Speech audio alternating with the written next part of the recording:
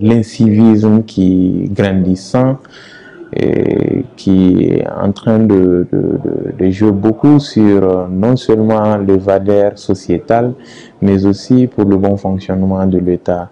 C'est-à-dire, si nous constatons bien, les jeunes ignorent tout de ce que c'était le civisme, de leur Les jeunes ne s'informent pas et les jeunes travaillent moins.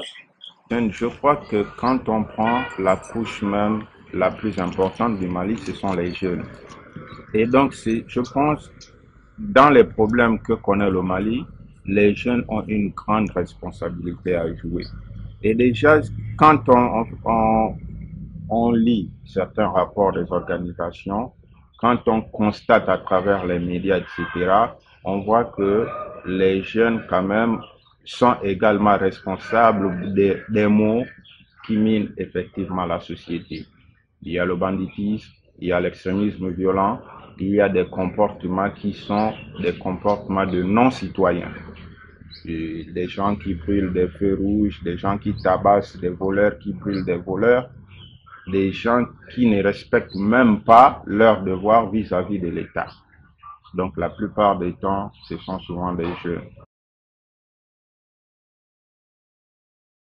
Déjà avant la crise de 2012, le vivre ensemble il était là au Mali.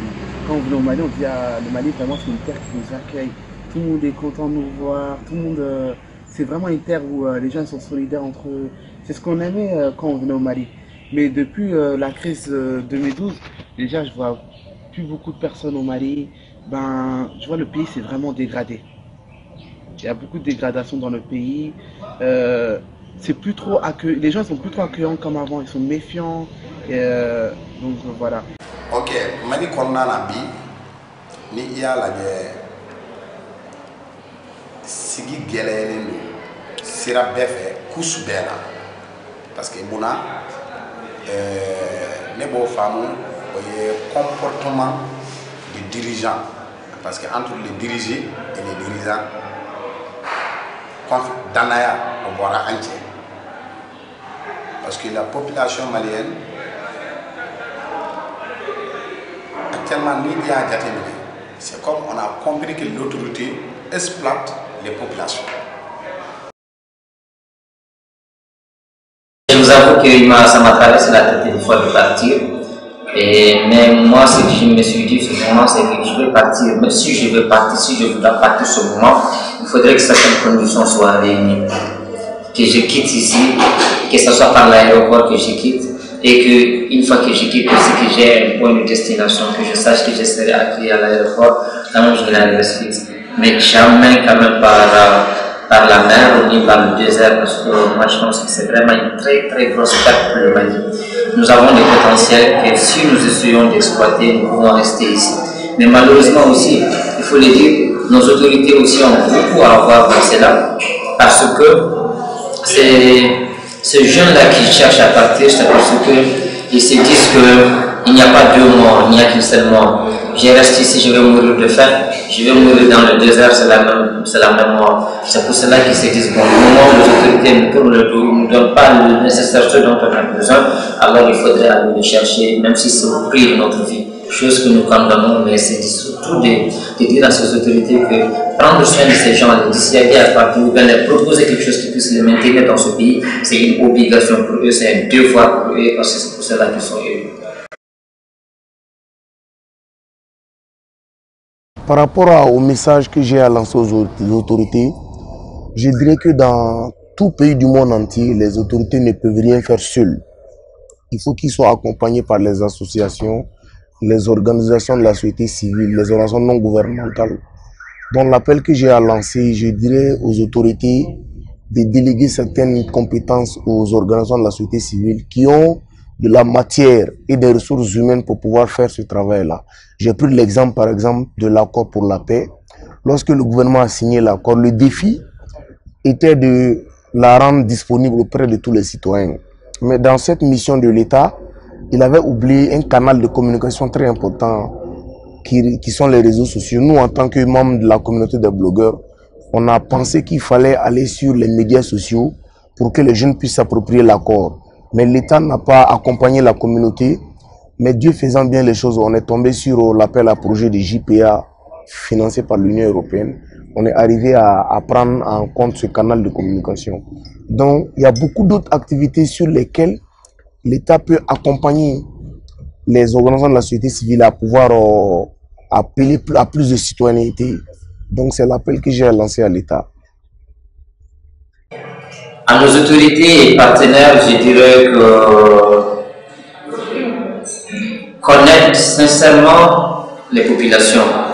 Il ne faudrait pas qu'on fasse semblant. Pour quelqu'un qui veut aider quelqu'un à quitter dans la pauvreté, ce n'est pas en lui donnant la nourriture d'un seul jour. C'est de lui donner un travail qui peut lui permettre de pouvoir se prendre en charge. Et que les autorités n'oublient pas pourquoi ils ont été élus. Au lieu de s'entretenir eux-mêmes, passent tout leur temps à sortir des belles voitures, des grosses maisons et tout ce dont ils ont besoin, ils oublient les populations. Cela n'est pas normal, ce n'est pas normal, c'est pas pour ça qu'ils ont été élus. Et aujourd'hui, ils sont là, mais que chacun d'entre nous se dit que nous menons des actes sur terre, mais un jour viendra, nous serons sous terre et nous allons rendre compte de tout ce que nous avons eu à faire sur cette terre. Si réellement on a peur de ce jour, nous devons vraiment faire honnêtement notre travail et que nous soyons sincères, surtout sincères avec le Mali. Vraiment, ce message, je tiens beaucoup à le dire parce que c'est le manque de sincérité qui est le problème. Donc, soyons vraiment sincères avec le Mali. Je vous remercie. Je suis très optimiste. Je pense que nous sommes un peuple fort et je pense que nous pouvons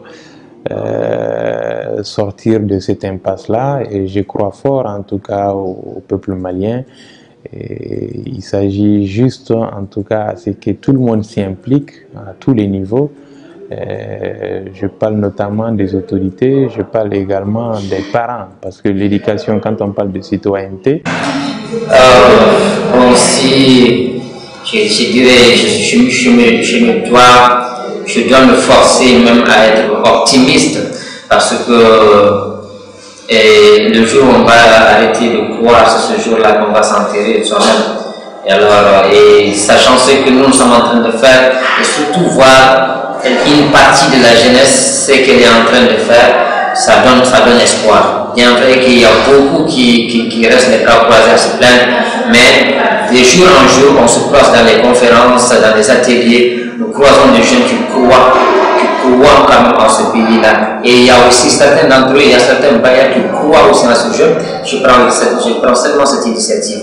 Aujourd'hui, je me retrouve entre des jeunes de Tombouctou, de Gao, de Kidal, un peu de partout, de Caille. Alors, disons que si des jeunes comme ça, ils trouvent des cadres pour se retrouver, de temps à autre, ils pourront vraiment faire beaucoup de choses jusqu'à enlever le pays dans ce problème dans lequel ils se trouvent aujourd'hui.